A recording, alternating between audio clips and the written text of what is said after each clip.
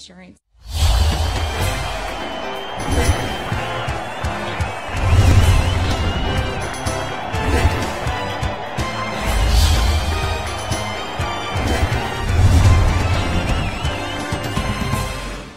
Good morning and welcome to Today in LA. I'm Mike Amos speaking to you from our studios on South Brundage Street in Troy, Alabama, and of course that means Lower Alabama, and we're glad to have you with us today. I was telling a guy yesterday, he was asking me what kind of coverage did we have, and I said, well, we go out to 2 billion people. And he said, what? I said, yes, 2 billion people. We're on Facebook, and there are 2 billion people on Facebook. So if you want to find our show, go to TC2 on Facebook, and you'll find it, and you'll have instant programming on what's going on, not only in Lower Alabama, but throughout the country. Troy University is going to the NIT tournament, Mike, which is a real good opportunity. Yeah, they found out last night they'll be hosting the UAB Blazers out of Birmingham Thursday night at 6 o'clock. UAB's 25-6, finished second in Conference USA. Troy finished third in the Sun Belt, 22-8. And this should be a huge event for Troy come Thursday night. Will the students be back in? Yeah, the students are back in now. Yeah, you're right. That should be a record-setting crowd. I would think at Trojan Arena. Of course, I was reading up on it. Troy didn't find out about this till later last night, and not the WNBA, but the women's NIT has 64 teams, so it's really similar to the NCAA tournament. And great opportunity for Troy to hopefully win their first postseason game ever in women's basketball. That would be something, and of course, I know there's a lot of excitement going on over at the Trojan Arena today, and of course, they'll be hosting what we think is a very good team from University of Alabama at Birmingham. You can't beat this price. General admission tickets for $5, while students will be admitted for free. Well, that's good. That's good, and I'm tickled pink that they're going to do this, and so we got more basketball action tonight. That'll be Thursday night at Trojan Arena against UAB. UAB's got a good team, don't they? Yeah, they're 25-6. Coach Norton's done a really good job there. I've watched them over the years in Birmingham, watching highlights of them, and they've always had a good program. Made it to the NCAA tournament a few times too. Yeah, no question about it. You don't go 25-6 and not be pretty good. Yeah, no question about it. A 2-story apartment building in Brundage caught fire Sunday night and burned to the ground. And this apartment located on Ramage Circle, and thank goodness nobody was hurt, but it was a big fire in Brundage. Of course, we want to mention speaking of spring break. Troy's spring break will be not this weekend, but the next weekend, starts the next weekend. And most of the schools in our area, public schools in our area, are Goshen's already out, and I want to say Pike County's already had their spring break. So Troy City schools will be taking part in spring break. Not this weekend, but the next weekend.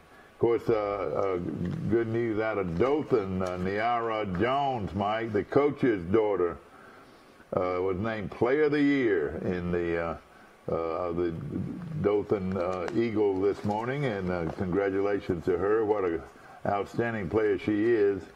Coach of the Year goes to Jody Hughes of GW Long.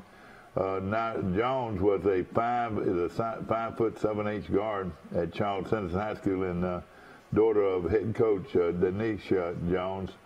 Her mother, a 4-year starter. Can you believe that? She's already a 4-year starter. She started as an 8th grader, did she? That's right. She earned Dothan Eagle Super 12 honors for the 3rd straight year. This is her first Player of the Year award. So All she did this year, Mike, in 30 games was average 16.2 points a game and 8.8 assists a game. Isn't that something? And, you know, we always talked about what a good free throw shooter she was. She shot 83.5 from the free throw line, which is pretty good, wouldn't you say? Yeah, that's definitely good. I was going to mention the Sun Belt has hired a new commissioner. Carl Benson steps down. They hire Keith Gill as the new commissioner of the Sun Belt.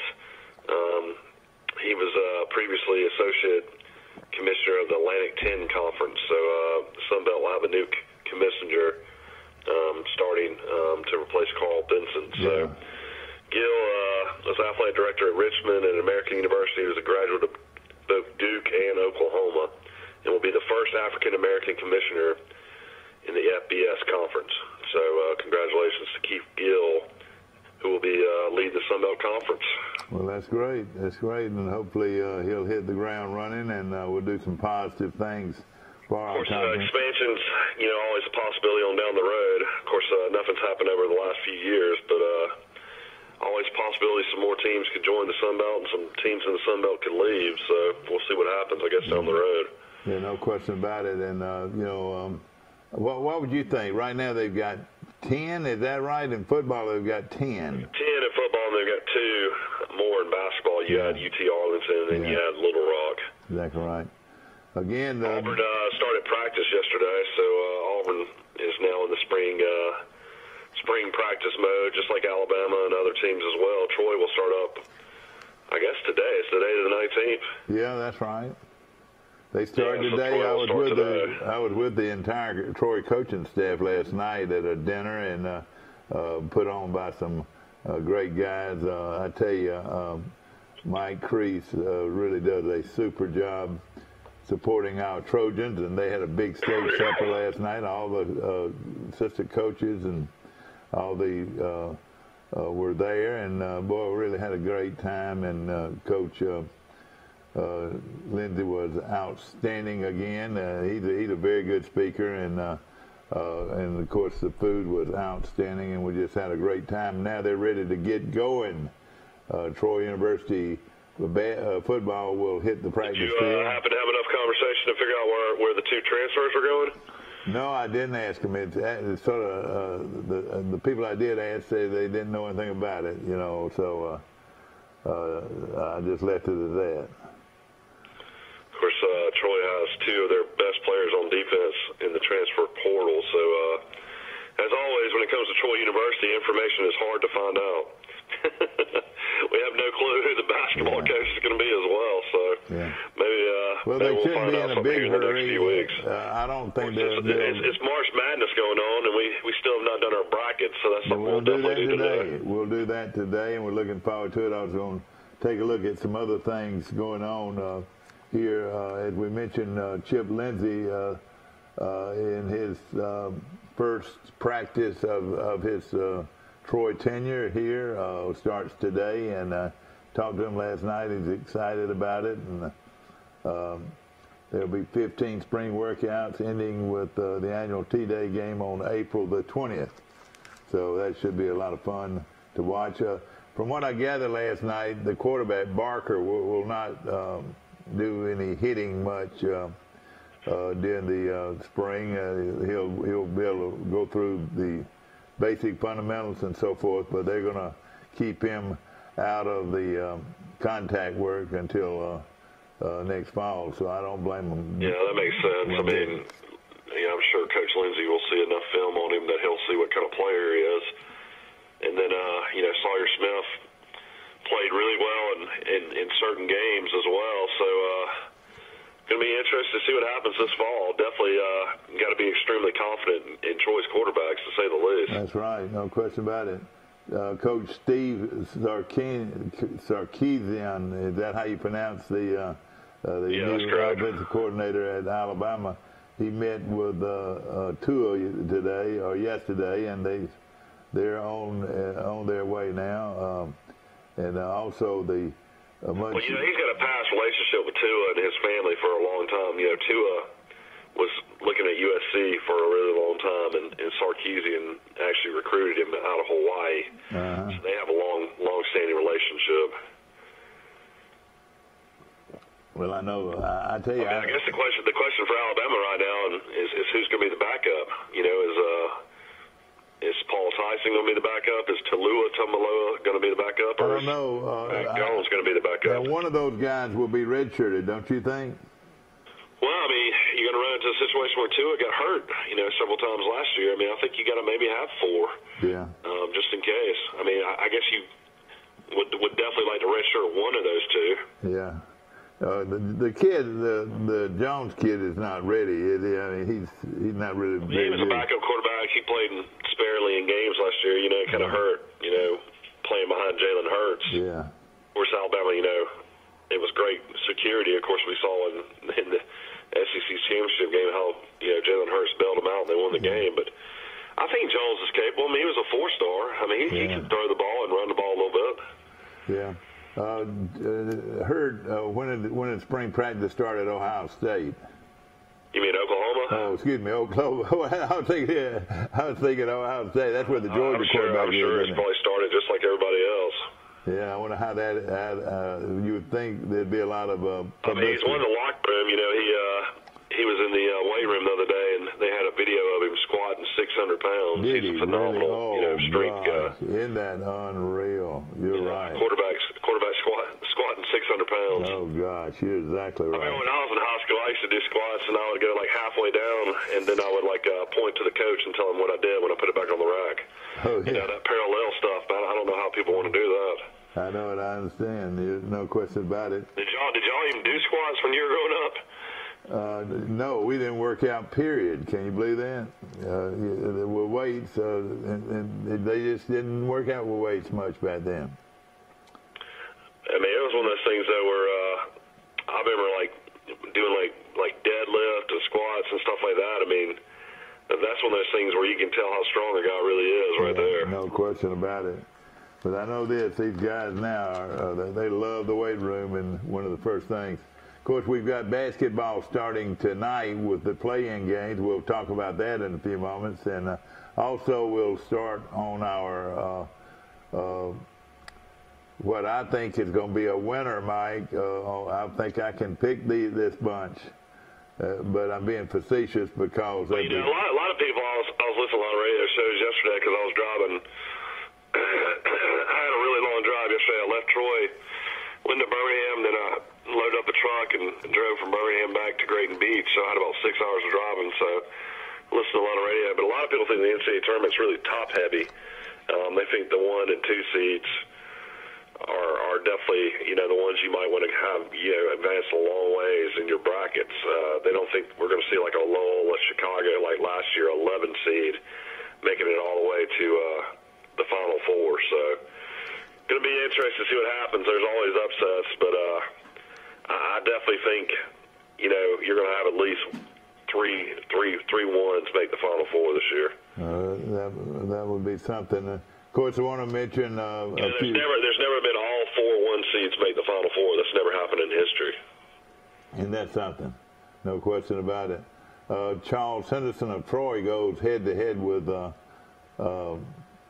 Rehoboth this afternoon, or actually tonight, from Hogan's Hole. That game can be seen live right here on Troy Cablevision, so get ready for that. Also, games played yesterday. Providence beat Cottonwood 7-1. Providence, the number 1 team in Class 3A, was beaten by Charles Henderson last week, and now they bounced back and are doing well. Auburn signee Blake Burkhalter pitched a 6-inning no-hitter with 14 strikeouts, and relief pitcher Alex Shanix struck out 1 and allowed 1 hit as Northview beat Eufaula 3-0. So Northview off to a very good start. So when is Northview and Dauphin High merging? Is that after this year? I don't know when that happens, but I would think it would be after this year. And I really am not really. I mean, has the new school been built? No, And I'm wondering if they're going to build a new school. I don't know what the situation is there. You would have to, I would think. The Dothan Wolves. They're going to be called the Dothan Wolves. They play Hoover for their spring football game. Oh, they're going to play Hoover here in Troy? No, he'll be in Dothan. Okay, they're going to play. So the Dothan Wolves will be the new nickname for the combined schools. They should be pretty good, wouldn't you think? That makes a lot of sense. There's a lot of wolves in the woods out around Dothan. Yeah. I want to mention some other games played last night. Well, that's junior varsity ball. will be Pleasant home twice. Arrington, man, what a great team they've got. Arrington beat, they split a doubleheader with, this is junior high ball with G.W. Long in the junior high baseball. Very good programs at Arrington and G.W. Long. Varsity softball, Northview beat Ashford 15-5. Eufaula crushed Russell County 18-2. Enterprise beat Opp 8-3. Headland beat Arrington 13-5. And Goshen, the Goshen Eagles, off to another good start, beat Strawn 7-5. In that game, Hannah Calhoun was 3 for 4 with 2 runs batted in. Lexi McClendon and Lydia Harrison both had 2 hits, with McClendon driving in 2 runs and Harrison 1 to lead the Goshen Eagles. Other games, Northside Methodist beat Lakeside 15-5 in girls softball. So that's some of the action going on. We're going to take a short break. We'll get right back and we'll start working on our predictions for the NCAA basketball tournament. Piggly Wiggly's local butchers are on site at both stores and will help you select the best cuts of meat and trim them to your liking. Our USDA Choice beef is the most consistently tender, juicy, and flavorful beef you can buy, all at cost plus 10%. Tori Dunn from Dixie Trails. You get your truck washed here? I sure do. Billy Johnson. I know you're not bringing them cow trucks, okay? I do, and they're like new when I leave. Loretta, what are you doing? Getting my car detailed. At Trojan Detail, we do it all. Trojan Auto Parts of Troy, home of Napa Know-How. Stop by and see owners Mike and Melissa Kilcrease and their Napa Know-How team with over 100 years of combined experience. We're the only locally owned parts store in Pike County, and we're fully stocked and ready to serve you. We pride ourselves on being your go-to parts store, not only for the simple items, but we specialize in those hard-to-find items as well. Trojan Auto Parts, the right part at the right price at the right time. Napa, a name you've trusted here in Troy since 1945. Napa Know-How. Why buy from Pike County Ford? We live local. Troy is our home, so you'll always be dealing with hometown folks who are all about Troy. We'll beat any legitimate written offer you bring in, so you know you're getting the best deal guaranteed. And no matter what you buy from Pike County Ford, you can always count on the best service before and after the sale. Bottom line, you get good people, a better product, and the best deal, guaranteed. Pike County Ford in Troy, never too far for a far better deal. If you've had an accident or just want a new look for your vehicle, come see us at Troy Paint and Body, where we do it right the first time. Our staff has more than 100 years combined experience and can handle repairs and paint work on any make or model. We also offer a lifetime guarantee as long as you own your vehicle. Our 24-hour towing service means we're here when you need us. Troy Paint and Body, where we may meet by accident, but you'll be glad we did. So come see us at Troy Paint and Body, located on South Brundage Street in Troy beside the post office. Back to our show, ladies and gentlemen, brought to you by Piggly Wiggly. And last night, those steaks that we ate were delicious, and they came from Piggly Wiggly on South 39th Street right here in Troy. I want to also mention Dixieland Dental, located 9 miles north of Dothan on Highway 231. Dr. Michael Precise, Dr. John Strength, Dr. Damon Strength, Dr. Robert Precise make up one of the largest dental clinics in Alabama. Looking at the Super 12 girls basketball team, Niara Jones from Charles Henderson was the named player of the year. She's only a junior. Mari Davenport, even though she was limited on how many games that she was able to play, was the center named on this Dothan Eagle list. Caitlin Peterson out of Eufaula, a sophomore, made the team. Alex Hudgens out of Northview, a sophomore, made the team. Naja Austin from Rehoboth averaged 19 points a game. She was on the team. Adriana Galloway from Headland Junior named to the team. Tell you, this guard Austin averaged 19 points a game, and hopefully right now she's signed with Coastal Alabama South, which I've never heard of that team. Is that I've never heard of that as well. Is that some new junior college? I don't know, but that's who she signed with. Mary Beth Long out of GW Long averaged 17 points a game. She's a junior. Caroline Striplin out of Geneva County, a sophomore center, averaged 25 points a game. Pretty good player there. Also, Bree Griffin out of Goshen made the team. This is the Dothan Eagle Big 12 team, Super 12 team. Griffin averaged 28 points a game, best in the Wiregrass, and she's from Goshen. She's a senior guard. Must be pretty good, wouldn't you think? And of course, Kira, I can't read some of these names. Johnson plays for Arrington. She's a junior guard, averaging 20 points a game. Jalen Shell of Abbeville averaged 17 points a game. She's a senior. And Joyner Hughes from Abbeville Christian averaged 24 points a game, and she is a senior guard. So that is your Super 12 girls basketball team for the year. Of course, we're getting ready for a big week of basketball, and we're going to get started here with our brackets, Mike, and we're going to start with are you still on? Yeah, I'm on. I didn't hear you. Tell us about what we got going tonight. Well, I mean, you got playing games tonight. So basically, there's the bracket. This is unreal. He had put this bracket on the wall here, Mike, and it really looks good. And here's your NCAA brackets, your top left, and then the bottom. But we're going to look at the play-in games. These are 4 teams, well, actually 8 teams in the play-in. And tell us how that works, Mike. Well, I mean, basically, it's just these teams' opportunity to actually be in the actual, tournament. There's 68 teams to get NCAA bids, but basically the play-in games is just to get to the final 64. And how does this game always end up in Dayton, Ohio? Every year. That's where the NCAA is located. What? NCAA is located in Dayton, Ohio. I didn't know that. You got Fairleigh Dickinson tonight against Prairie View. Fairleigh Dickinson's a 1.5 point favorite.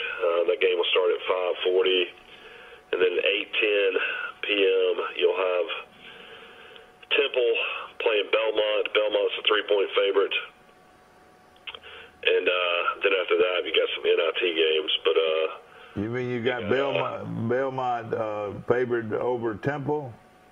Yeah. Okay, I'm going to take Belmont's favorite tonight, so those are your 2 games tonight. All right, I'm going to take Belmont, and I don't know anything about this Fairleigh Dickinson team. Well, Prairie View's out of SWAC. I'm going to take Fairleigh Dickinson, and I'm going to take Belmont. Fairleigh Dickinson, can you believe you're putting your whole deal on Fairleigh Dickinson? I don't know. I mean, I'm just going with who I think. You're putting your life on Fairleigh Dickinson now. You better get on the. Now, here we go. We're gonna get some scores now, or records. And it's pretty hard to do it without records, but now we've got them. At least I do. Fairleigh Dickinson is 20-13, and Prairie View is 22-12. I think I'm gonna go with Prairie View. I'm gonna go with Prairie View because you went with Fairleigh Dickinson. Okay, now these other 2 games will be played on Wednesday. North Carolina Central against North Dakota State. Who do you like that? I'm going to take North Dakota State. North Dakota State. Now you can see us. Let's see here. Well, I don't believe I can point to it or not. None of these games actually really matter when you do an actual bracket, especially a money bracket. All these games will be added regardless. Yeah, I got you. Onto your bracket. Also, we'll take St. John's to beat Arizona State. All right, you took North Dakota State? Yeah, I'm taking North Dakota State, and I'm taking St. John's.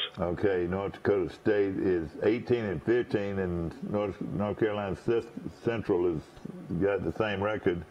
I'm going to take North Dakota State. Now, Arizona State and St. John's out of the East, the far west out of the East. You got the great Bobby Hurley going against the great Chris Mullen. Oh, really? Mullen coaches. Bobby Hurley's the head coach of Arizona State. Okay, and did Mullen, the other guy go to St. John's, or where did he go? Where did he play? Yeah, Mullen's one of the top 50 players ever to live. He played at St. John's, played for one of my favorite coaches, Louis Conner-Seca. Yeah, that's right, Conner-Seca. Man, that's going to be a tough one. I think I'm going to go with Hurley. I'm going to go with Arizona State. Who are you going with? I'm going with St. John's. All right, so you go with St. John's. Now let's get going. From the Duke is the #1 seed in the East, and these games will be played in Columbia. I reckon that Missouri.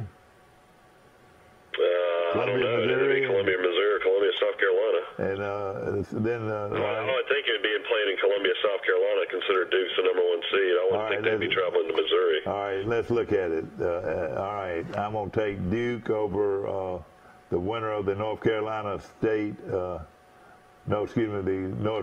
Here we go.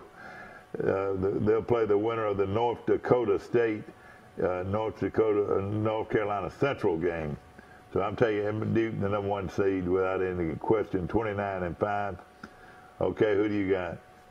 Duke. Who do you have? Okay. Virginia Commonwealth against the University of Central Florida. This game is being played also in Columbia, South Carolina. VCU is 25-7. University of Central Florida is 23-8. Who do you like? Johnny Dawkins done a really good job with UCF. I watched them play earlier this year against Alabama. They got a guy on the team that is 7'6". Oh boy. I'm gonna take UCF. Boy, this is gonna be a tough one. Virginia Commonwealth's always pretty good, and Virginia Commonwealth has a record of 25-7. I'm gonna go with Commonwealth. Who's coaching at Commonwealth now, Mike? I think I'm not sure. The coach at LSU. Yeah. We're up at the top of your bracket. If you can run that up, right up. The coach at LSU was at VCU. I'm not sure who VCU hired. Next game you got is Mississippi State against Liberty. I'm going to take Mississippi State. I'll take Mississippi State. Mississippi State comes into that game 23-10. Liberty 28-6. Pretty good team from Liberty, though, Mike. Yeah, Alabama actually beat Liberty in Huntsville this year. They played Liberty and Alabama won, and Alabama's not very good. I know Mississippi State can beat them. And this game is played in San Jose, California. Can you believe that? The East bracket? No, wait a minute now. It's just what it's showing. Man, that doesn't make sense. How would that be the Eastern bracket playing that far out? Well, San Jose, where would these games be played then? If it's got to be. I thought you said all these games are going to be played in Columbia, South Carolina. Well, the first four games, or the first two games, have Columbia, South Carolina. Let me look up bracket locations. And I'm looking at it too, where they'll be played.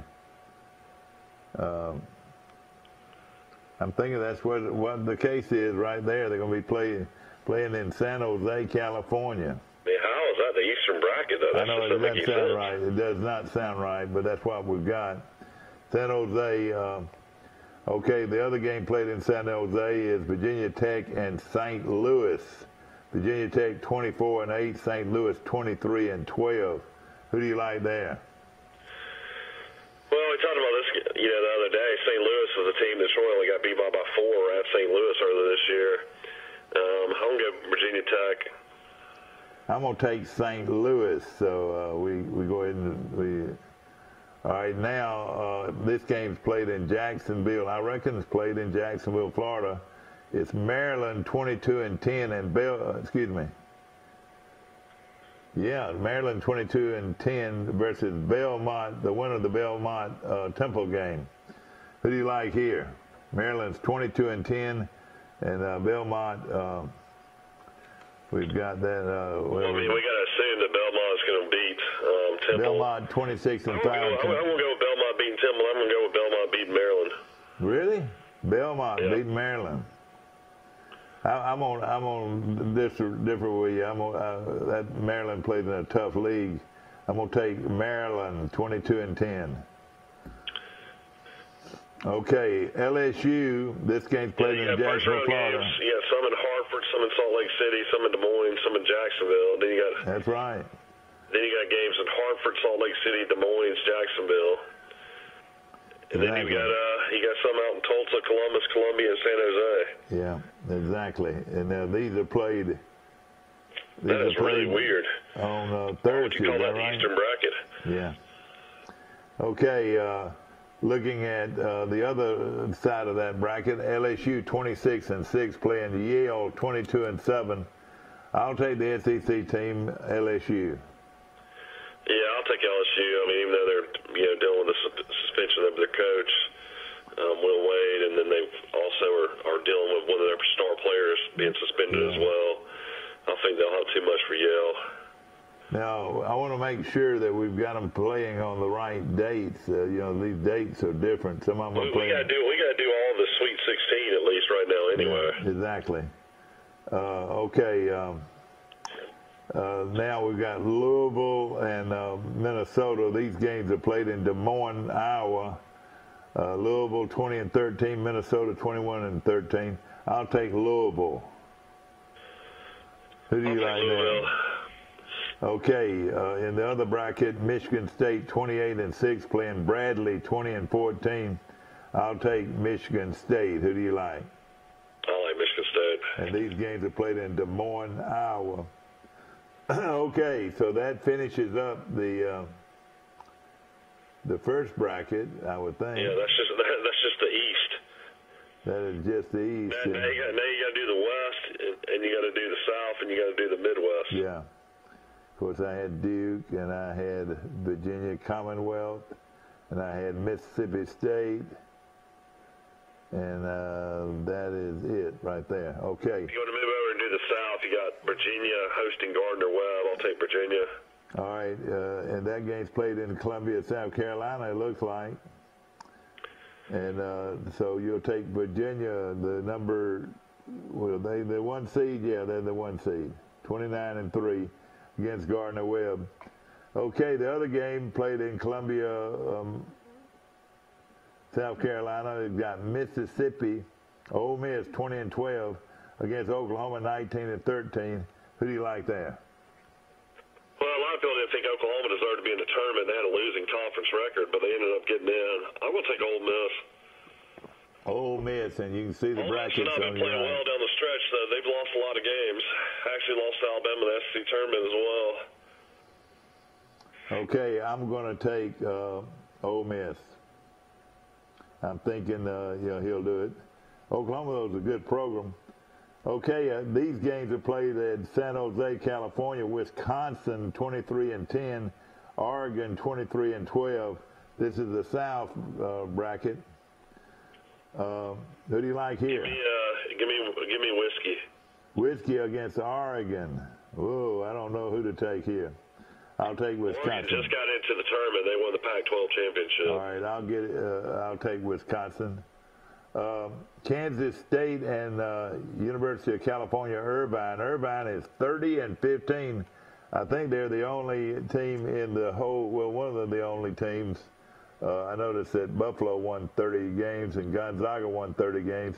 One of the few teams, though, that won 30 games this year. Who do you like? I'll take Kansas State. Kansas State over Irvine. I'll take Kansas State. Even though Irvine's probably pretty good, it could be an upset there, so put a star by there. Okay, moving on down to Hartford, Connecticut, and you got Villanova 25-9. Did Villanova win it last year or the year before?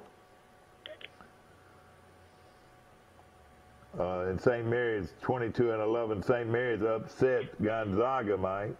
Yeah, but Villanova won it all last year. Yeah, okay. Villanova St. Mary's beat Gonzaga. I'm gonna take Villanova. Villanova over St. Mary's. Villanova 25-9. Purdue and Old Dominion. Purdue out of the Big Ten 23-9. Old Dominion though, Mike, is 26-8. Yeah, they won Conference USA. They beat Western Kentucky to win the Conference USA tournament. I'm going to take Purdue. I'm going to take Purdue they're the third seed in the South brackets. Did that surprise you? No, they've actually had a good program for a long time. Matt Painter's a great coach at Purdue. After that, you got Iowa against Cincinnati. I like Cincinnati. I watched them the other day. They're real athletic. I'm going to take Cincinnati to beat Iowa. This game is played in Columbus, Ohio, I would think. That's Columbus. And I'll take, oh, boy. I'll take Cincinnati. Then after that, you got Colgate, one of my favorite toothpaste brands. It's Tennessee Volunteers, Tennessee's and then you see that down in the bottom there. Yeah. Boy, this is great. Yeah. Tennessee, the Tennessee Volunteers against Colgate. I'll take Tennessee, too. No upset here. Move to the west. You got Gonzaga against the Fairleigh Dickinson Prairie View winner. I'm going to take Gonzaga. Okay, I'll take Gonzaga. That's an easy first-round game for them. They're 30-3, the number one seed in the Syracuse, West. the 8th seed against the number 9 seed Baylor. I watched Alabama play Baylor right down to the wire this year. I think Syracuse will have too many athletes. Bayham's too good of a coach. I'll take Syracuse. I'll take Syracuse, too, 2013. Bayham, this is a good situation. Here's my first upset of the day, Murray State against Marquette. Murray State's got a player that averages 29 points a game. He's just a phenomenal athlete. A lot of people consider him the next Allen Iverson. He's only about 6'1", 6'2", can jump out of the gym. And I'm going to take Murray State to pull the upset over Marquette. We are Marquette. This game played in Hartford, Connecticut. Long ways for both teams. Well, I'll take Murray State if this guy's as good as you say he is. Then after that, you got Florida State, and they had a great run in the ACC tournament playing Vermont. I'm going to take Florida State. I like Florida State. They're playing very well right now, 27-7. The game's played in Hartford, Connecticut. Okay, the Buffalo Bulls, who Troy played in the bowl game, they've had a great year in basketball. 31-3. All season. I'll take Buffalo to beat St. John's, but I think you had Arizona State, so it'll be Buffalo against Arizona State for you, Buffalo against St. John's for me, but I have Buffalo advancing. Oh, gosh, and this is going to be close because Arizona State could beat Buffalo. I'm going to take Buffalo. Take Arizona State if you like them. I'm going to take Buffalo 31-3. I don't know what kind of league they played in. This game's going to be played in Tulsa. They're playing the MAC. This game, yes, right, played the MAC. And this game's being played in Tulsa. I'm going to go with Buffalo. Texas Tech. A lot of people say you're working on Tulsa time. Yeah. Texas Tech 26-6. You can see the brackets right there in front of you. We're just going straight down. Texas Tech's had a phenomenal year. Coach Beard has done a great job there. A lot of people don't realize he was assistant under Bobby Knight at Texas Tech. And then you remember about 4 or 5 years ago, Little Rock was really good out of the Sun Belt, and he was the head coach of Arkansas Little Rock that took them to the NCAA tournament when they won a game. Huh. Okay. So I'll take Texas Tech, but Texas Tech is going against Northern Kentucky, and they're coached by John Brennan, who used to be Anthony Grant's top assistant at Alabama, and all he's done is taken Northern Kentucky to the NCAA tournament 2 straight years. That is really good, but I'll take Texas Tech 26-6. You think a guy would leave Northern Kentucky to come be the head coach of Troy? I don't know. He might if he likes the sunshine. Okay. I'll take Texas Tech. Then you got a game. A lot of people think the game of the day will be Nevada against Florida. Eric Musselman has got Nevada playing great basketball. Florida's playing pretty good right now as well. But I'll take Nevada to beat Musselman the son of the great Yeah, that was his dad. Yeah, okay. I'm going to take Florida 19-5. 19-15. 19-15. Who'd you take here? I took Nevada. Oh, you took Nevada to beat Florida. Okay. All right, Michigan. Yeah, you got the Michigan Wolverines who've had a great season. We'll play the Montana Grizzlies. I'll take Michigan. Okay. Hi, though, that old boy, before we get off Florida, the guy that was such a good young coach at Florida for all those years and now coaching in the pros, how's he doing? Is he a successful pro coach? I mean, yeah, he's been in the playoffs every year, coaching Oklahoma State. I mean, not Oklahoma State, but Oklahoma Thunder. Billy Donovan. Yeah, Billy Donovan. Yeah. Yeah, he's doing all right. Okay, now we've got these. Got one more region left in the first round. Well, I've got to do mine here, and that's from Des Moines. We got Michigan and Montana. Michigan 28-6, Montana 26-8. I like Michigan. Yeah, I like Michigan. Okay, the other bracket is the Midwest bracket. Played in the championship's going to be played in Kansas City.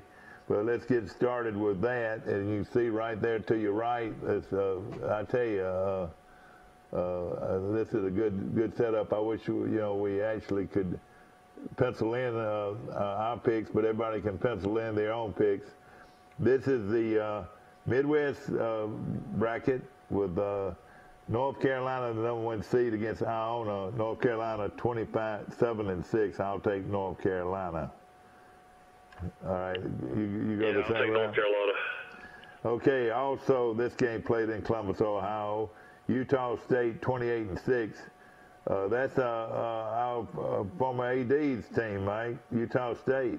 Yeah, John Harwell's had a really good year as an athletic director. His football team won 10 or 11 games, and now his basketball team is an 8th seed in the NCAA tournament. It tells you about a little bit bigger conference he went to when, the Sun Belt schools are lucky to be a 15th seed, at best maybe a 14th seed, and Utah State's an 8th seed, so that tells you a little something right there. Yeah. I'll take Utah State to beat Washington.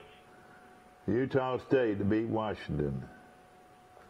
Utah State is 28-6. Washington 26-8. I'll take Utah State. Okay. You got the Auburn Tigers who are playing the best basketball maybe in the country right now. And they've got to go to Salt Lake City. A lot of Auburn fans are devastated that they're playing out in Salt Lake City, and also devastated they're a number 5 seed. A lot of people thought they should be a number 4 seed.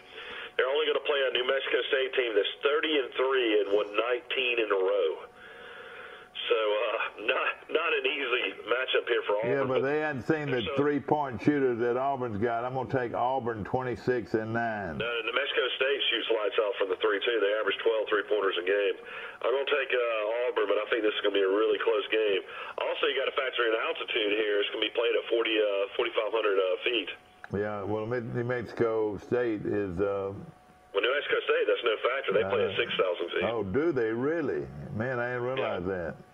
Okay, that's going to be a good one. You got Kansas, and this is a really down Kansas team playing Northeastern, who beat Alabama earlier this year. I'm going to go with a huge upset here, and I'm going to take Northeastern to beat Kansas. All right, I'm going to take Kansas 25-9 against Northeastern. This game will also be played in Salt Lake City.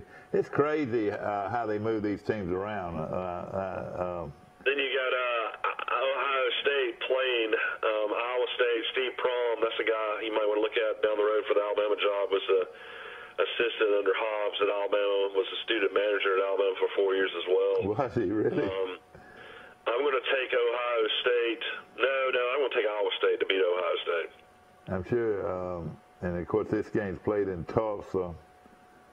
Man, I'm going to take Iowa State. A lot of people like Houston in this tournament. They've only lost 2 games. They're playing Georgia State out of the Sun Belt. Of course, Troy beat Georgia State earlier this year when Bernardo made a 3 at the buzzer. Georgia State is, I don't know how many straight years they've been in the NCAA tournament. Coach Hunter does a great job there. Of course, he gets a lot of talent out of that Atlanta area. I'm going to take Houston to beat Georgia State, though. But now Georgia State, and the sad thing about all of this, and we're making a big fuss over all these teams and everything, but the Sun Belt, regardless of what kind of record you got, the only team that's going to go to the playoffs is the winner of the tournament. Is that right? Yeah, same way with Conference USA too, though. So I mean, it's no different. I mean, so they could be undefeated. Yeah, I mean, a lot of these teams are just one bid leagues. That's just the way it's going to be. But what if you're 24-5 or 30-6? I mean, look at Greensboro. Greensboro was 28-6 and they get in. Isn't that amazing? That's I mean, it's just like right. You know, the situation where Belmont got in. Everybody's shocked by that because they play in the Ohio Valley Conference. And Murray State got in, and Belmont got in. Who actually won that tournament? Do you know? Murray State won it. They did. Yeah. Well, that's a great player. All right, I'll take Houston to win that over Georgia State. Wofford made the tournament 29-4 against Seton Hall 20-13. This tournament's played in Jacksonville, Florida. Isn't that amazing that Wofford's a 7 seed? That's about the lowest they've ever been. I'll take Wofford to beat Seton Hall. Wofford to beat Seton Hall, man. What's Wofford's nickname? Oh, I don't have any idea. They're the Terriers. The Terriers, okay. I would call my friend, though. He would know. Okay, I'll take Wofford with that good record, but Seton Hall probably plays in a tougher league. Seton Hall out of New York. I mean, they're going to have great athletes. Yeah. Kentucky and Abilene Christian. Abilene Christian 27-6. Kentucky 27-6. No way they could upset Kentucky. Do you think? No, I'll take Kentucky. This is a 2 seed against a 15 seed, and I think Kentucky will win it. And then we go back to the East. I got Duke, and they're going to be playing Central Florida. I've got Duke advancing to the Sweet 16. All right, we're going to go to the Sweet 16 then. You got Duke advancing, all right? Then I've got Mississippi State. All right, wait a minute. We need to go back to the East, guys. And he's going to do that in a second. Let's see. There we are. And this great coverage, man. I love it. We got Duke playing Central Florida. I've got Duke winning. And then I think we had opposite. I've got Mississippi State playing Virginia Tech. I got Virginia Tech beating Mississippi State. I think you've got Mississippi State. You've got Mississippi State playing St. Louis. So I don't know who you're picking there. Let's see here. I'll take Mississippi State. Okay, so you got Mississippi State going to the Sweet 16. Yeah, exactly. I've got Belmont beating Maryland, and I've got them playing LSU. I've got LSU going to the Sweet 16. LSU, I'll take LSU too. LSU. And then we had Louisville beat Minnesota, playing Michigan State. I'll take Michigan State in the Sweet 16. Oh, let's see. I'll take Michigan State. Then we got Gonzaga against Syracuse. I don't know if you picked Syracuse or not, or Baylor, but I've got Gonzaga going to the Sweet 16. I got it. Gonzaga. All right. I've got Murray State upsetting Marquette, and then they'd be playing Florida State, but I got Florida State in the Sweet 16. I'm confused here a second. Let's see, who did I have? I take Marquette. I don't know if you took Marquette or Murray State. I took Murray State. I went Murray, and I'm going to take Murray to win it. Wait a minute. Who are they playing? Florida State? They played an extremely athletic Florida State team. I'm going to take Florida State. FSU. Then you got Buffalo. I guess I got them against St. John's. You got them against Arizona State. And then they're playing Texas Tech. That's who we picked over in Northern Kentucky. I've got Texas Tech advancing against whoever. You like Texas Tech? They are pretty good. Yeah, I like them over Buffalo. I'm gonna take Texas Tech. I don't know if you had Arizona State beating Buffalo or not, though. I can't remember. No, I had Texas Tech, Buffalo winning.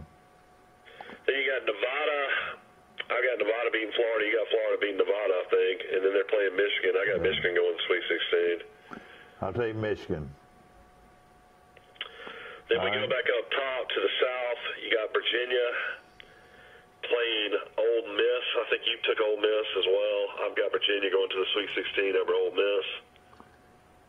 Oh, yeah. I got Virginia, too. All right. And then you got Wisconsin. They're going to be playing the winner of the Kansas State-UC Irvine game. I've got Wisconsin beating Kansas State, so I got Wisconsin going to Sweet 16. You might have Kansas State beating Wisconsin. I don't know. I'm going to take Kansas State. One thing we got to remember when it comes to Virginia, they only are the first team ever in NCAA history to be get beat by a 16 seed last year. So we got to remember that as well. They don't always play their best ball in the NCAA tournament. Okay, we're in the South now, guys. We're looking at the South. Now we're looking at Villanova. I have them beating St. Mary's. Of course, they're the defending national champions. Playing Purdue. I won't take Villanova. I just like that championship experience. I think they'll get to the Sweet 16. I think they'll beat Purdue. But you might like Purdue. I don't know. I like Villanova. I like Villanova. You're right. Then you got Cincinnati playing Tennessee, which ought to be a great game. Cincinnati's playing great. I think this game will come down the wire, but I'll take Tennessee. I'm going to take Tennessee. To the Sweet 16. Then after that, you got North Carolina playing Utah State. I'll take North Carolina to make the Sweet 16. Okay. Then you got Auburn. I picked an upset with Northeastern beating Kansas. Auburn against Kansas is what the game will probably be. I'm going to take the Auburn Tigers to beat Kansas. Auburn to go to the Sweet 16. All right, yeah. Of course, I'm not going to have them playing Kansas, so I got an upset. I got to play Northeastern. I got you, yeah. I got to play Northeastern beat Alabama by 20 this year in the tournament. After that, we got Iowa State, the Cyclones, advancing to play Houston. Houston is the number 3 seed. I'm going to go with the Houston Cougars to make the Sweet 16 over Iowa State. They're 31-3. That's enough said right there. All right, the last one. You're going to take Houston? Yeah. Okay, then you got the Wofford Terriers. I took Wofford against Seton Hall. They'll be playing Kentucky. I'll put Kentucky in the Sweet 16. Wouldn't that be huge for Wofford if they could do that? But I think Kentucky is going to go to the Sweet 16. So that's your Sweet 16. I mean, we can go ahead and finish it out if you want to. It doesn't matter to me. Yeah, well, let's see who's on the line. I'm going to put you on hold a minute. Good morning. You're on Today in L.A. How you doing? Hey, Mike, I know y'all busy with the tournament and all that. Just put this in for your book of memories. All right. Buffalo Bulls. Yeah, Buffalo Bulls. I know they do have a very good team. You're right. I've got them in the Final Four playing Duke, and I've got Tennessee in the Final Four playing North Carolina. I got Duke and North Carolina in the finals with Duke winning. Are you serious? Wouldn't that be something to have a replay of that? That would be something. I think it's going to happen. I really do. That is great. All right, now we've just finished the Sweet 16, and we're fixing to go to the Elite Eight. Do you want to go? You play with us? You probably don't have Buffalo in there, I'm sure. Yeah, we do. Buffalo. Well, let's see though. I think we might have had them getting beat. Texas Tech. We had Texas Tech beating them. Yeah, you know what? All the way. You know what? I'm about to feel like the same way. I'm gonna change my mind. I'm gonna take Buffalo. You hear me, Mike? I'm gonna take Buffalo in the. I'm gonna go along with the big upset here. I'm gonna take Buffalo instead of Texas Tech in Tulsa for the Sweet 16. All right, I don't have Mike. I'm gonna put you on hold a minute, Will, and I'll be right back. All right, here we go.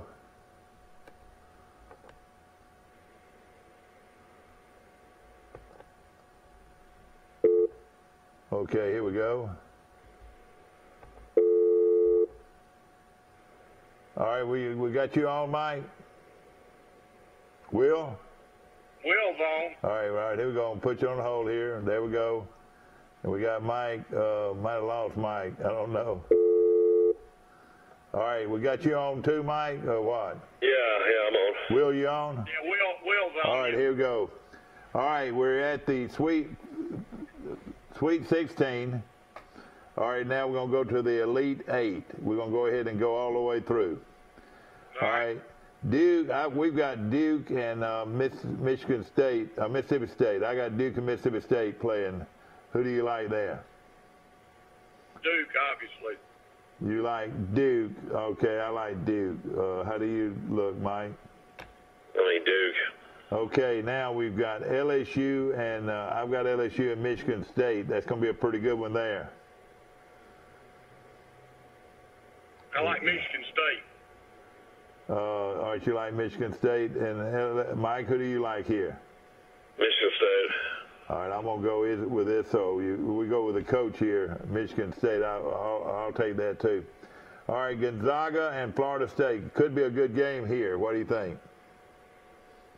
And Mike has got Murray State upsetting everybody here. No, I've only got them upsetting one team. Okay. Yeah, I think Florida State's going to win that game. Yeah, I like Florida State to beat Gonzaga too. To beat Gonzaga? Florida State is extremely athletic. Okay. I'm gonna take Gonzaga. All right, go ahead. All right, now who we got? We got Buffalo and Michigan. Is that right? Who do you have, Mike, in the bottom bracket now? I got Texas Tech. All right, Texas Tech. You got Texas Tech playing who? Michigan. All right, and I've got Buffalo playing Michigan. I'm gonna take Michigan to win that, go to the Elite Eight. Who do you like, Will? Buffalo. All right, you like Buffalo all the way, don't you? No, I've got them going to the Final Four. Okay, Mike, who do you like here? I took Michigan. All right, you took Michigan. All right, now on the other side, let's look at. We got Virginia playing Wisconsin. All right, I got Virginia playing Kansas State. I'll take Virginia to advance. Who do you like here, Will?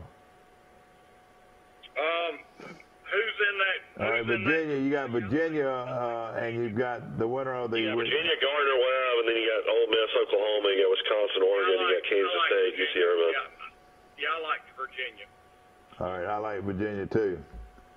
I've got Villanova playing Tennessee. I've got Tennessee going. All right, with Vanilla, I've got Tennessee too. I do too. All right, everybody's got Tennessee we got going. We got North Carolina. I got North Carolina playing Auburn. You got North Carolina playing. I got them playing Auburn. Did you take Auburn? Yeah. Or Kansas? I took Auburn. Okay, I'm going to take North Carolina to beat Auburn. Okay, North Carolina to beat Auburn. So you go to North Carolina. All right, here we go. The bottom bracket here, Houston 31-3 against Kentucky is what I got. Yeah, I'll take Kentucky. All right, I'm gonna take Houston. Houston's got to be Kentucky. good. Wow, that'd be the upset. But I don't. I think they can do it. A bunch of young guys at Kentucky. I mean Kentucky. Well, who do you like here, Will? I like Kentucky. You like Kentucky? Okay. Now we're down to the Sweet 16. Do y'all want to go all the way? Now you're down to the Final Four. Oh, we're fixing to have the Final Four. Okay, let's see who's going to the Final Four. Duke. I got Duke and Michigan State. I'll take Duke. I'll take Duke. All right. All right. So Duke to win it. All right, Gonzaga. I got Gonzaga and Michigan. Who do you have? We got Florida State and Michigan. I'll take Michigan.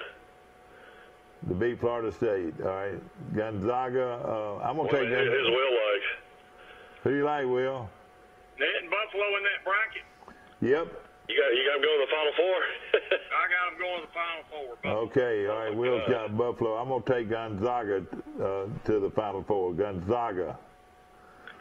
Okay. Then you got Virginia and Tennessee.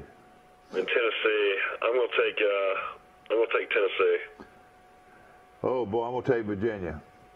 I'm going Tennessee. All right, okay. Virginia, ladies and gentlemen, is 29-3, playing in probably the toughest league in basketball. What do you think? Oh, yeah, no question. They got a great team, but I'm still going with Tennessee. All right, North Carolina and Houston. I'm going to stay with, I'm going to, oh, me. Houston is 31-3. They're pretty darn good. I'm going to take Houston to upset North Carolina. I think they're playing the American Conference. Yeah. I'm going to take Houston still, though. I'm going to take Houston all the way to the Final Four. Houston. I'm going to take North Carolina. How about you, Will? Well, I think it'll be North Carolina playing Kentucky, and I like North Carolina. Okay. All right. I think you're going to see at least one SEC team get into the Final Four. It's either going to be Kentucky or Tennessee. All right. My Final Four is Duke and Gonzaga and Virginia and Houston. Can you believe that? Who's yours? Which one's yours, Mike? I've got Duke, Buffalo, Tennessee, and North Carolina. Duke, Buffalo. And Carolina in the final game. I've got Duke, Michigan, and I've got North Carolina and Tennessee. North Carolina and Tennessee. I think Carolina is the only team that can beat Duke. Mike thinks Tennessee but they've already beat them twice, and the last time they played, they only got beat by one. So I would definitely agree with that. Yeah, that's what I'm talking about. I mean, I think they're the only team that legitimately can play with Duke. Well, do you want to go ahead and go all the way? Let's go all the way since we've done it. Let's go all the way. All right. Will's got Buffalo winning it all.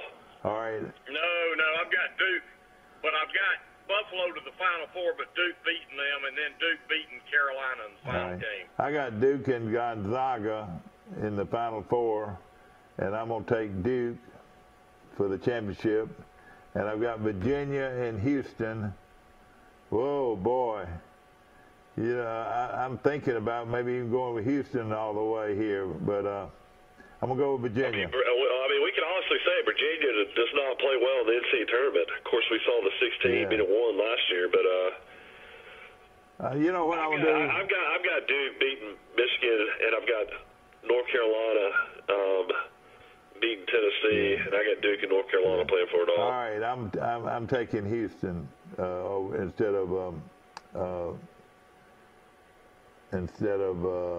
Tennessee. I'm going to take Houston against Virginia. The thing about Houston, they play in a really weak conference. Yeah, they probably do.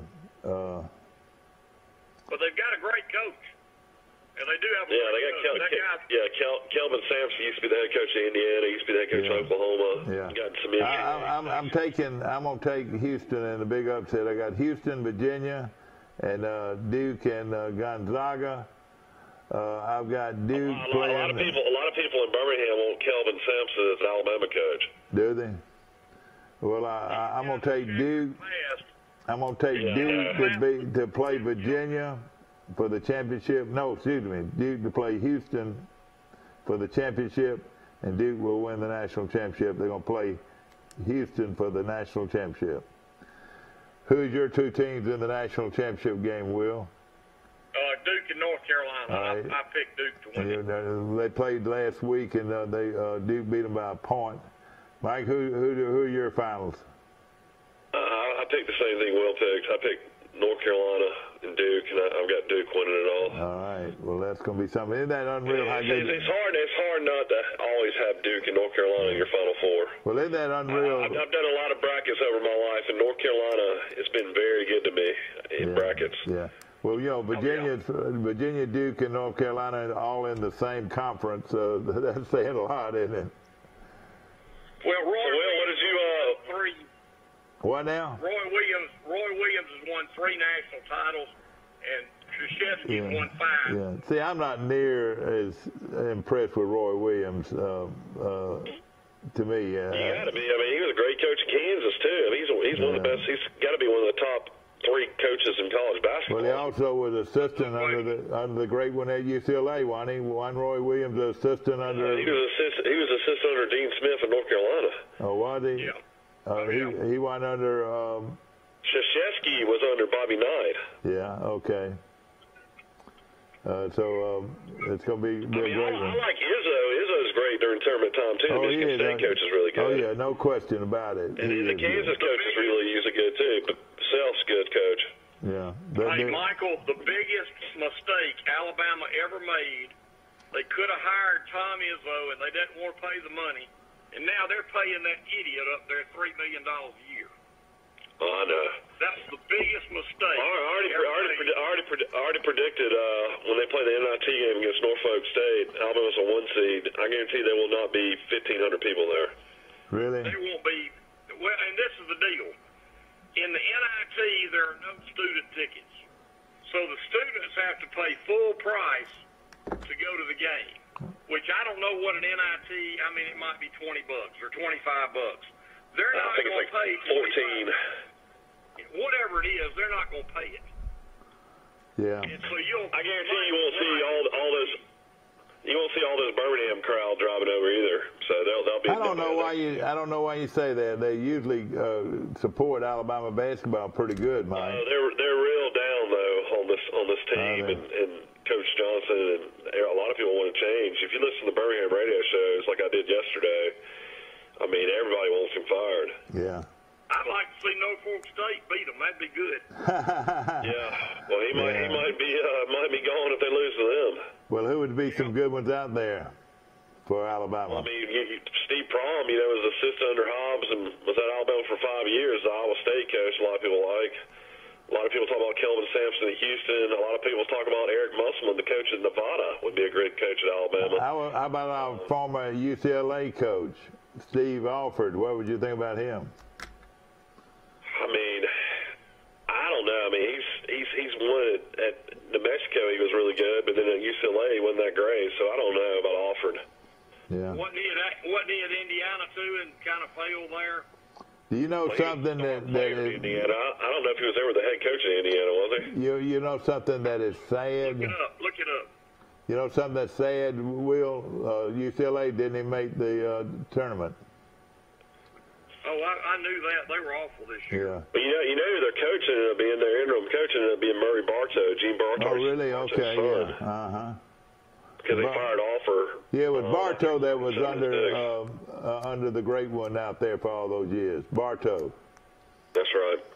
Was assistant. Well, what did you think about Roy McIlroy winning the Players? I thought he was a clutch right down the chute. He birdied 15 and 16, and when he had to do it, because Furyk was in. Furyk was 15 under in, and he knew he had to play the last 4 2 under to win, and he did. I tell you, Furyk was playing possessed on that 18th hole when he hit that shot. As soon as he hit it, he started walking towards it like he knew it was good, and it was. It was only a couple feet from the hole, and it is amazing to see guys like Furyk and Mickelson in their late 40s. I mean, about to be 49, playing this good of golf. I mean, when you were in your late 40s, did you feel like you could beat a bunch of 20-somethings? No. My golf game started going down when I hit 40. Yeah. Will, let me ask this about Furyk. He's probably got the craziest swing in golf, and he's all. How do you keep and swing a crazy swing like that every time? Seems like that would be hard to do. I looked up Steve Alford. He never coached at Indiana. He was at Iowa for 9 years. Yeah. That's right. Yeah, Iowa. He went to Iowa, and then he went to New Mexico and did real well, and then he went to UCLA, and I don't think he did too good at UCLA. Yeah. Of course, he was a great, he was a phenom at Indiana. Everybody loved him. He was probably the top player ever, other than Oscar Robertson. No. Oscar Robertson played at Ohio State. No, Oscar Robertson played at Cincinnati. I don't know why I was thinking. Cincinnati. You're just thinking about. What do you think about Isaiah Thomas? No, I was saying, one of the great players of all time at Ohio State. Oscar Robertson played at Cincinnati. He did. In fact, Oscar Robertson played against Vanderbilt and Clyde Lee back in the 60s. Clyde Lee, I remember Clyde Lee. All right. Let me ask you that. Let me see how much you know, Will. Clyde Lee was the center for Vanderbilt, and who was the center for Kentucky around that time? Dan Issel, probably. Well, Issel played there, but how about Cotton Nash? You ever heard that name, Cotton Nash? He was way. He was way before that.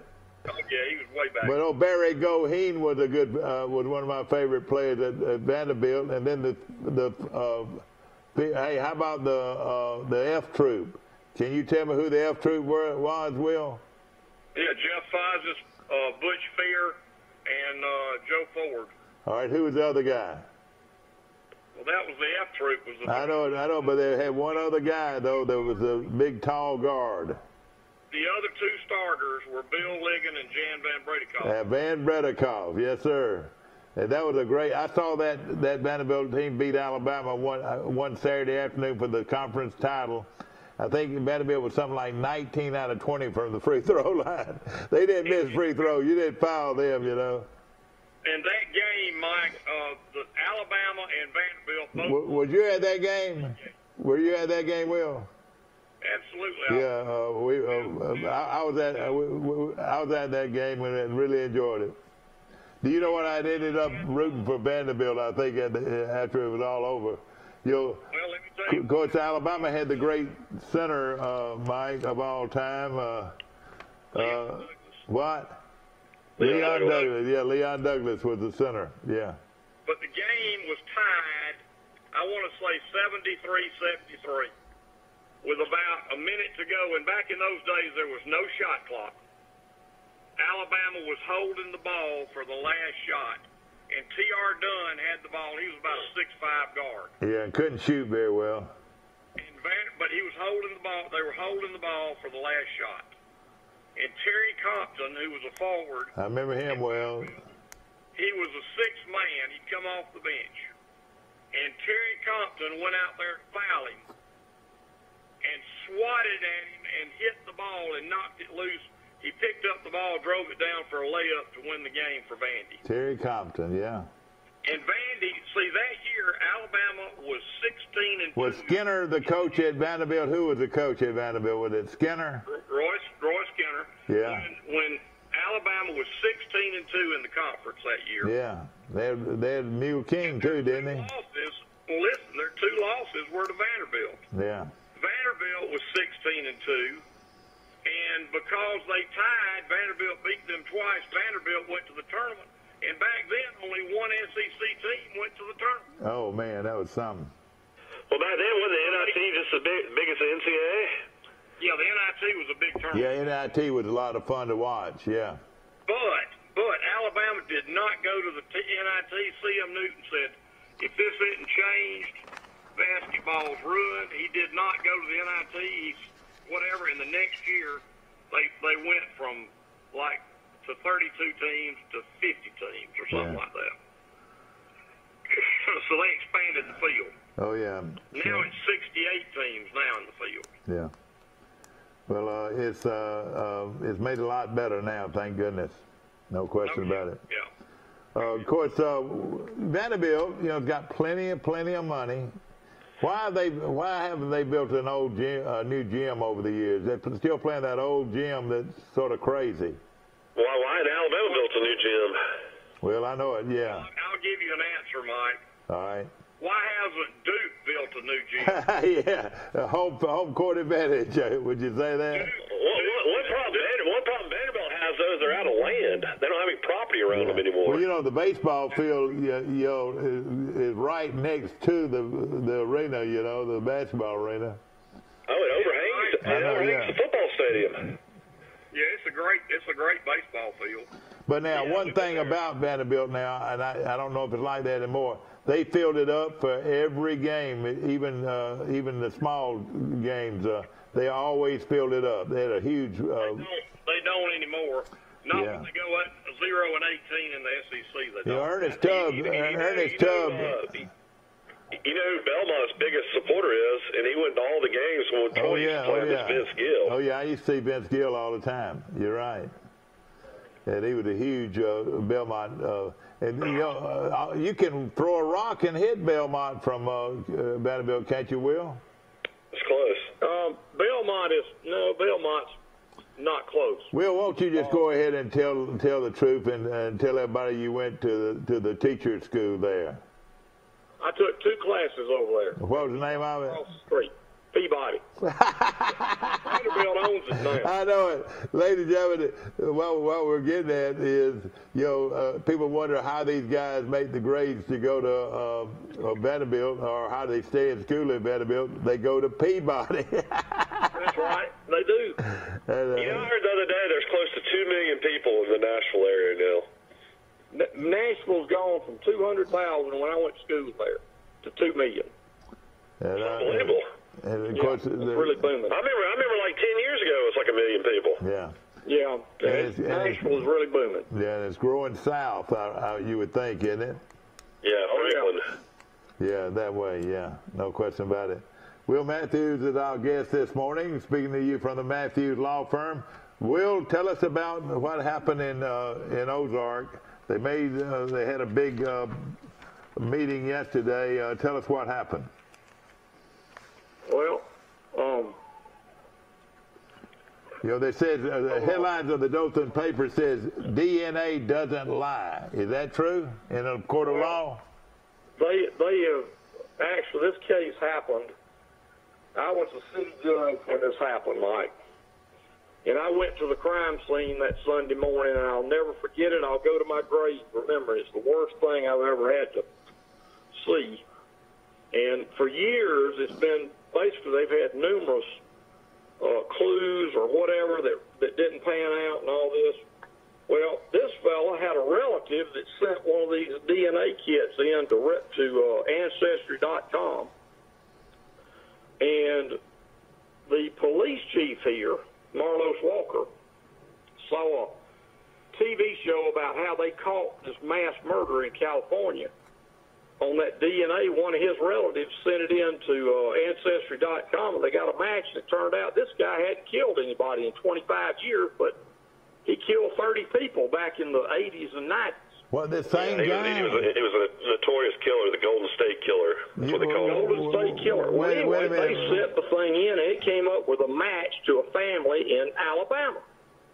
So then they explored it further and found several possibilities down in Ozark that lived in Ozark. The police went to this guy's house in Dothan and asked him to take a DNA test. He refused. Well, they went and got a search warrant and came in there and made him do it, and he's 100% match. Isn't that amazing? He's the killer. Isn't that amazing? And so, he's in jail and charged. And had no previous criminal record. None, and he's some kind of preacher.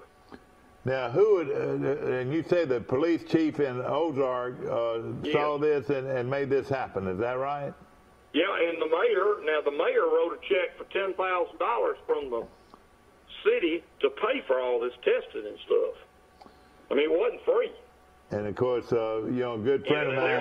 They're solving a lot of cold cases with Ancestry and all these, they're going basically DNA websites. This girl's daddy cut my hair for years. Great guy. And, I'm so happy for him and his family that they finally, found out what really happened and who did it.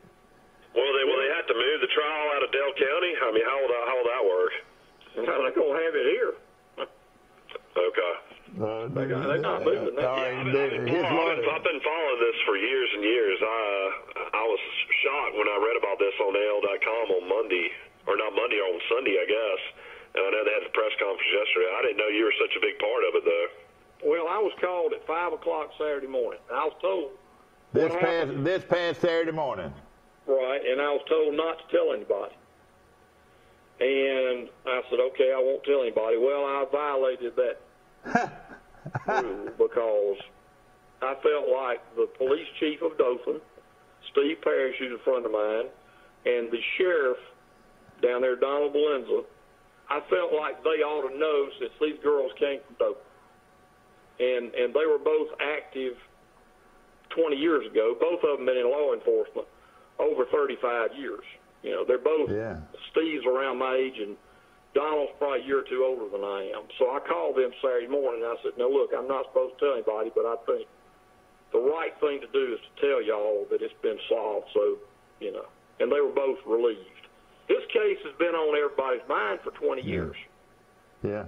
Well, it's been a blight on Ozark. You mean you knew the results of this before the law enforcement people did? No. They got the DNA about 3 weeks ago. Oh, okay. And when they got the DNA from this guy, and it was a perfect match, that's when they started working on, figuring out when they wanted to arrest him. I think what's so chilling, though, about this, I mean, and of course, it's got to go to a trial, and he's got to be, found guilty. Oh, but yeah. I mean, the fact that he never left the area is one of the creepiest things ever. You know, it seemed like you were committing one of the most violent crimes you could possibly commit, that you would just like not be anywhere near Ozark, Alabama. But he was living in Dothan, wasn't he? Living in Dothan. Well, right? evidently, if this hard to believe. Evidently, if this police chief, did you say it was a police chief that brought it to everybody's attention, or? Well, the police chief saw this thing on TV about the Golden State murder. Yeah. Yeah, they're solving all these cold case murders because of this. And he said, well, why don't we try this? So he went to see the mayor, and you know, it cost $10,000. Well, the mayor said, hey, let me think about it. Well, he thought about it for about 10 minutes, and he said, okay, we're going to do it.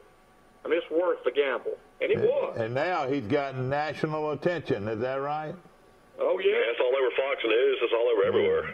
That is something. This is a huge case, Mike. That's huge. Yeah, it's one of the biggest cases ever that I can remember. Oh, yeah. I mean, there were so many people accused and so many stories that were coming out. I mean, I was reading about it just, you know, over the last few months. A guy had started a podcast about the whole, you know, crime and everything. And I mean, just the comments I was reading about it was just unbelievable what people were saying. Let me ask this, Will. How does something like, I mean, where did they get, I mean, I know this is scientific, this DNA and all that. The reason they were able to do it is you know, the worst thing possibly could have happened. One of the victims was raped before she was murdered. Yeah. And that's how they got the DNA, I assume. Yeah. Yes. You assume correctly. Yeah. Well, isn't it unreal, and what a great thing this DNA has turned out to be. You know, I had somebody on my show recently that is doing family, you know, searching back to where families come from and where people actually, the ancestors come from. And it's just amazing what they're finding out, you know.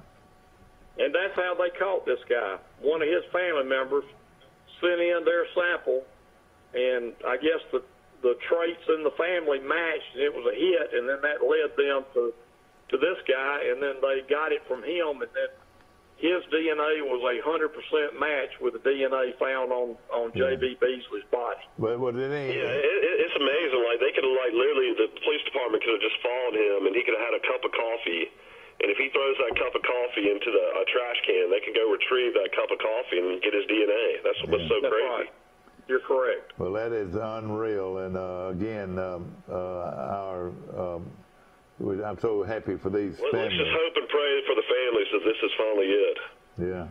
Yeah, and I tell you, the families have been through hell for 20 years. Oh, I can only imagine. I have two daughters right now, and God knows, I mean, that would be my worst nightmare of nightmares. Well, these two girls went to high school with my niece at Northview High in Dothan. Yeah. And she knew them. And they were going to a party and they got lost. Is that right? Yeah, they got lost going to a party in Petaluma. Yeah.